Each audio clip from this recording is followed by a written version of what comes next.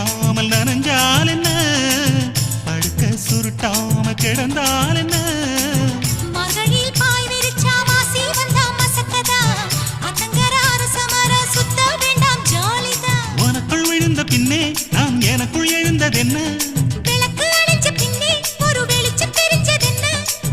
அடடா அல்வா துண்டு இடுப்பு ஓங்கிடுப்பு, அழகா பத்தி கிச்சி